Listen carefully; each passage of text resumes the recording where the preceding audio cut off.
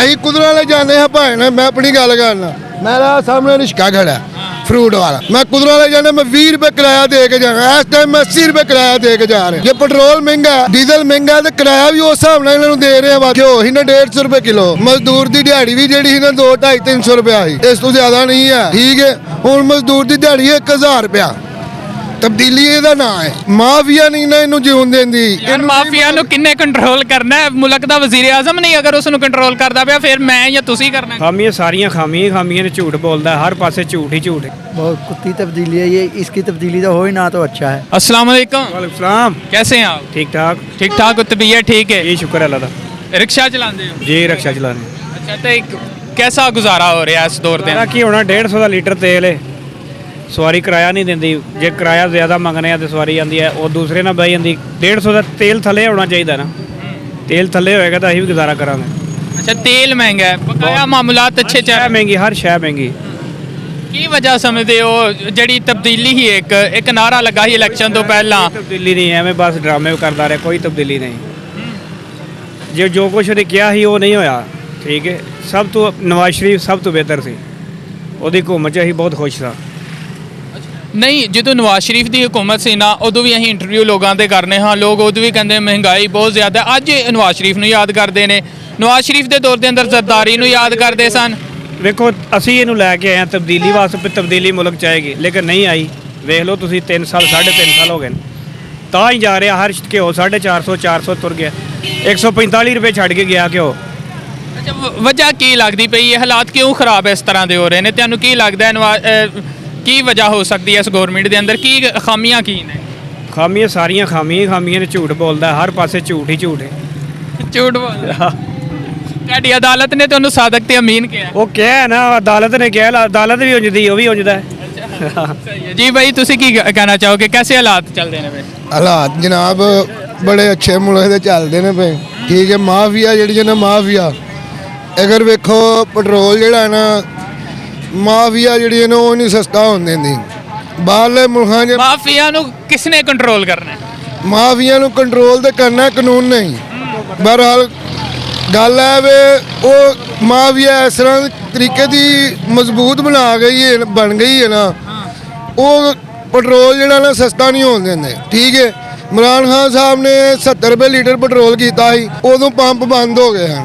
नवाज शरीफ साहब की को हदीस कह हटते हैं ਜਦੋਂ ਉਹ ਕਹਿੰਦੇ ਹਨ ਤੇ ਪੈਟਰੋਲ 70 ਰੁਪਏ ਲੀਟਰ ਹੋ ਗਿਆ 70 ਰੁਪਏ ਮਿਲ ਰਿਹਾ ਫਿਰ ਕਬੋਨਾ ਨਵਾਜ਼ ਸ਼ਰੀਫ ਫਿਰ ਅੱਛੇ ਤਰੀਕੇ ਨਾਲ ਮੁਲਕ ਚਲਾ ਰਿਹਾ ਸੀ ਉਹ ਜੋ ਕਹਿੰਦਾ ਹੀ ਹੋ ਜਾਂਦਾ ਸੀ ਜੋ ਕਹਿੰਦਾ ਹੁੰਦਾ ਹੀ ਨਹੀਂ ਪਿਆ ਇਹ ਗੱਲ ਮਾਫੀਆ ਨਹੀਂ ਨਾ ਇਹਨੂੰ ਜਿਉਣ ਦਿੰਦੀ ਯਾਰ ਮਾਫੀਆ ਨੂੰ ਕਿੰਨੇ ਕੰਟਰੋਲ ਕਰਨਾ ਹੈ ਮੁਲਕ ਦਾ ਵਜ਼ੀਰ ਆਜ਼ਮ ਨਹੀਂ ਅਗਰ ਉਸ ਨੂੰ ਕੰਟਰੋਲ ਕਰਦਾ ਪਿਆ ਫਿਰ ਮੈਂ ਜਾਂ ਤੁਸੀਂ ਕਰਨਾ ਕੰਟਰੋਲ ਨਹੀਂ ਇਹ ਤਾਂ ਕਾਨੂੰਨ ਨਹੀਂ ਕਰਨਾ ਨਾ ਠੀਕ ਹੈ ਉਹ ਵਕਤ ਲੱਗੇਗਾ ਹੁਣ ਉਹਨੂੰ ਕੰਟਰੋਲ ਕਰ ਰਿਹਾ ਇਹਦੇ ਪਿੱਛੇ ਮਾਫੀਆ ਦੇ ਪਿੱਛੇ ਤੁਹਾਨੂੰ ਲੱਗਦਾ 1.5 ਸਾਲ ਜਿਹੜਾ ਬਾਕੀ ਹੈ ਇਹਦੇ ਵਿੱਚ ਫਿਰ ਕੰਟਰੋਲ ਹੋ ਜਾਏਗਾ ਸਭ ਕੁਝ ਅੱਲਾਹ ਦੇ ਹੁਕਮ ਨਾਲ ਉਮੀਦ ਬੜੀ ਹੈ ਹਾਂਜੀ ਤਬਦੀਲੀ ਹੈ ਇਹ ਤਬਦੀਲੀ ਆ ਚੁੱਕੀ ਹੈ ਤਬਦੀਲੀ ਆਈ ਨਹੀਂ ਹਾਂਜੀ ਤਬਦੀਲੀ ਵੇਖੋ ਨਾ ਆਈ ਹੈ ਮਜ਼ਦੂਰ ਜੇ ਘਿਓ ਹੀ ਨਾ 150 रुपये किलो ਮਜ਼ਦੂਰ ਦੀ ਦਿਹਾੜੀ ਵੀ ਜਿਹੜੀ ਸੀ ਨਾ 200-250-300 रुपया ਸੀ ਇਸ ਤੋਂ ਜ਼ਿਆਦਾ ਨਹੀਂ ਹੈ ਠੀਕ ਹੈ ਹੁਣ ਮਜ਼ਦੂਰ ਦੀ ਦਿਹਾੜੀ 1000 रुपया ਤਬਦੀਲੀ ਇਹਦਾ ਨਾਂ ਹੈ। अच्छा सही देख लो कह रहे पे कि पहला अगर पेट्रोल सस्ता ही घ्यो सस्ता ही उद मजदूरी थोड़ी ही हुण मजदूरी ज्यादा है लेकिन वो 1200 150 मजदूरी सी हुण 1000 ਜਿਹੜੀ ਉਹ 150 ਨਾਲੋਂ ਜਿਹੜੀ ਉਹ 150 ਚੰਗਾ ਸੀ ਉਹਦੇ ਨਾਲੋਂ ਚੰਗਾ 450 450 ਦਾ ਕਿਲੋ ਘਿਓ ਦੇ ਲੈ ਰਹੇ ਆ ਕਹਿੰਦੇ ਤੇ ਹੁਣ 45 ਰੁਪਏ ਕਿਲੋ ਹੈ ਤੇ 70 रुपये लीटर पेट्रोल ही ठीक है 10 रुपये सवारी किराया लेंदे हो रिक्शा चलाना मैं रिक्शा ही चलाया मैं चांद गाड़ी चलाई है मैं 5 रुपये 4 रुपये सवारी चलाई है मंदिर वाले तो शहर की शहर 3 रुपये किराए तो चांद गाड़ी ठीक है भैन उदों पेट्रोल भी सस्ता ही 50 रुपये 44 रुपये 45 रुपये लीटर पेट्रोल ही 3 रुपये 4 रुपये किराया ही हुण 20 रुपये किराया लेंदे हो वो काहदा लेंदे हो जे पेट्रोल महंगा ना तो किराया भी तुसीं उन्ना ही लै रहे हो। ਅਸੀਂ ਕੁਦਰਾਲੇ ਜਾਂਦੇ ਹਾਂ ਭਾਣ ਮੈਂ ਆਪਣੀ ਗੱਲ ਕਰਨਾ ਮੇਰਾ ਸਾਹਮਣੇ ਰਿਸ਼ਕਾ ਖੜਾ ਫਰੂਟ ਵਾਲਾ ਮੈਂ ਕੁਦਰਾਲੇ ਜਾਂਦੇ ਮੈਂ 20 रुपये किराया दे के जाना इस टाइम मैं 80 रुपये किराया दे के जा रहे जे पेट्रोल महंगा डीजल महंगा तो किराया भी उस हिसाब नाल इन्हां नूं दे रहे हैं वध ਜੇ ਵੇਖੋ ਤੁਸੀਂ ਸਮਝਦੇ ਪਏ ਹੋ ਮਤਲਬ ਕਿ ਹਾਲਾਤ ਠੀਕ ਚੱਲਦੇ ਪਏ ਨੇ, ਮਹਿੰਗਾਈ ਹੋਈ ਹੈ ਤੇ ਫਿਰ ਕਿਰਾਏ ਵੀ ਵੱਧ ਗਏ ਨੇ ਤੇ ਦਿਹਾੜੀ ਵੀ ਵੱਧ ਗਈ ਹੈ। ਹਾਂਜੀ ਬਿਲਕੁਲ ਇਸ ਤਰ੍ਹਾਂ ਹੋਇਆ, ਕਿਉਂ ਨਹੀਂ ਹੋਇਆ? ਅੱਗੇ ਨੂੰ ਨਿਜ਼ਾਮ ਹਰ ਸ਼ਹਿਰ ਤੇ ਦੀ ਜੇ ਕੁਝ ਕਹਿਣਾ ਚਾਹੋਗੇ ਇਹਨਾਂ ਨੇ ਜੋ ਅਸੀਂ ਨਹੀਂ ਕਹਿਣਾ ਚਾਹਾਂਗੇ, ਠੀਕ ਹੈ ਮਤਲਬ ਫਿਰ ਹਾਲਾਤ ਗਲਤ ਕਹਿ ਰਹੇ। ਵੇਖੋ ਨਹੀਂ, ਨਹੀਂ ਇਹਨਾਂ ਨੇ ਬੜੀ ਅੱਛੀ ਇੱਕ ਦਲੀਲ ਦਿੱਤੀ ਹੈ ਕਿ ਅਗਰ ਉਸ ਟਾਈਮ ਪੈਟਰੋਲ ਦੀ ਕੀਮਤ ਕਮ ਹੀ, ਕਿਰਾਇਆ ਵੀ ਕਮ ਹੀ, ਅगर ਹੁਣ ਪੈਟਰੋਲ ਦੀ ਕੀਮਤ ਡਬਲ ਦੇ ਨਾਲ 3 ਗੁਣਾ ਅੱਗੇ ਚਲੀ ਗਈ ਹੈ ਨਾ, नेरा पूरा किराए ਨੂੰ ਨਹੀਂ ਨਾ ਵੇਖਣਾ। अच्छा चलो ठीक है जी हाँ नाज़रीन, आपने समाप्त किया। यहाँ पर जो भाई दो थे आपस में बहस कर रहे थे, दोनों ने अपने अपने दलाल दिए हैं।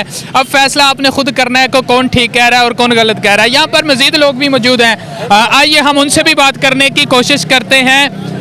जी हाँ भाईजान, अच्छी पार्टियां इमरान खान को काम किया जाए, उनको और टाइम दिया जाए, ये इनको ठीक करेंगे। अच्छा ये माफिया जो है ना, नवाज शरीफ का माफिया, इसको ठीक करेंगे। यहाँ पर और लोग भी मौजूद हैं, आइए हम उनसे भी बात करने की कोशिश करते हैं। अस्सलाम वालेकुम, वालेकुम कैसे हैं आप? ठीक है, तब्दीली को कैसा देख रहे हैं? बहुत कुत्ती तब्दीली है ये, इसकी तब्दीली तो हो ही ना तो अच्छा है। ये खुशी नहीं है तब्दीली नहीं से? कोई कुछ नहीं है। तब्दीली आनी नहीं थी, तब्दीली आ चुकी है। ये तब्दीली क्या है जो इमरान खान को गाली दे रहा है, ये तब्दीली क्या है? वो सुन तो रहा है ना कि मुझे गाली दे रहे हैं, तो फिर तो क्या आप समझते हैं कि पहले जो हुकूमतें थी उनमें हालात अच्छे थे या अब हालात अच्छे हैं? तब जब मियाँ नवाज शरीफ था तब अच्छे थे। अच्छे थे। ठीक, चलें ठीक हो गया, बहुत शुक्रिया जी भाईजान। कैसे हैं आप? अस्सलाम वालेकुम, क्या हाल है सर? ठीक है अल्हम्दुलिल्लाह। कैसा तब्दीली को कैसा देख रहे हैं आप? तो अभी यंग है, एक स्टूडेंट लगते हैं। जी बिल्कुल स्टूडेंट है, कॉलेज जाना होता है और इधर से जाते जाते भी 200-300 का पेट्रोल लग जाता है हमारा। घर से जारी बात है, सबके घर वाले मजदूरी करते हैं, मजदूरी करके कमाते हैं और इधर जनाब 200-300 का तो जाते जाते पेट्रोल लग जाता है। पेट्रोल की कीमतें भी अब आपको पता है अरूज पे है, तो 500 रुपये भी घर से लेके जाए हैं रोज़ का, महीने में 30 दिन होते हैं, बंदा पागल हो जाता है। ठीक है, पैसे पेट्रोल पूरा करता करता ही 100 बंदा रस्ते में मिल जाता है, कोई अपने तल्लुक वाला उसे पानी शानी पिलाना पड़ता है, अपना भी कुछ खाना पीना होता है, सारा निज़ाम होता है। हर चीज़ को इसने डिस्टर्ब कर दिया हुआ है, कोई समझ नहीं आ रही क्या करे बंदा। जिस साइड पे भी जाएं, अभी आप ये फ्रूट वाली रेडी पे चले जाएं, पहले जो दर्जन केला हमें 50-60 का मिल जाता था, वही दर्जन केला अब 100 से भी ऊपर है। अच्छा सही, मतलब आप ये कह रहे हैं स्टूडेंट भी इस दौरे हुकूमत में परेशान है? बहुत ज़्यादा बहुत ज़्यादा मुश्किल में है सर। जो आगे एक स्टूडेंट बंदा था पहले, वो अगर उसका हमारा इधर से पहले पेट्रोल जो है ना, आज से 2-3 साल पहले, मैं माशाल्लाह 3rd ईयर सिविल इंजीनियर का कर रहा हूँ, 3rd ईयर है मेरा, लास्ट सेमेस्टर है, अल्हम्दुलिल्लाह सिविल इंजीनियर बन जाना मैंने। और इंजीनियर बन रहे हो? जी बिल्कुल। पुराना मनाओ तो एक बात बोलूं, जी जी, कहते हैं इंजीनियर बेरोजगार होते हैं। पता है क्या बात है, इंजीनियर तब बेरोजगार होता है जब उसके पास स्किल्स नहीं होती, और अल्हम्दुलिल्लाह हम लोग कर रहे हैं, अपनी स्किल्स को भी हमने मॉडिफाई किया हुआ है इंशाल्लाह। हमारे पाकिस्तान में कमी नहीं है किसी चीज़ की, हम लोगों को कोई मोटिवेट। मेरा कैमरामैन भी इंजीनियर है। हमारा सर देखें, हमारी यूथ है ना जो, वो करती है, क्या करती है, ये देख, अब एक बंदे को देख लिया यार, एक ये शॉप है ना सड़क पे, उसको देख लिया यार, इधर मैरिज हॉल बना हुआ है, वो खाना खराब, उसके सामने एक मैरिज हॉल खोल देना है, उस रोड पे 3-4 मैरिज हॉल खोल देना। जो वो कुमार है वो भी गया, दूसरे भी गए। हमारे में ये चीज़ है, एक चीज़ जो करते देख लेना ना बंदे को, हमने भी वही करना है, हम दूसरी चीज़ को अपनाते ही नहीं। हम अगर देखें, एक बंदा, ये भाई हैं, इनकी मोटरसाइकिल की शॉप है, इन्होंने खोली है, हम क्या करते हैं उसके सामने कोट शॉप खोलेंगे, यार इधर काम कुछ चलता है, बस साडा भी तो चले ना।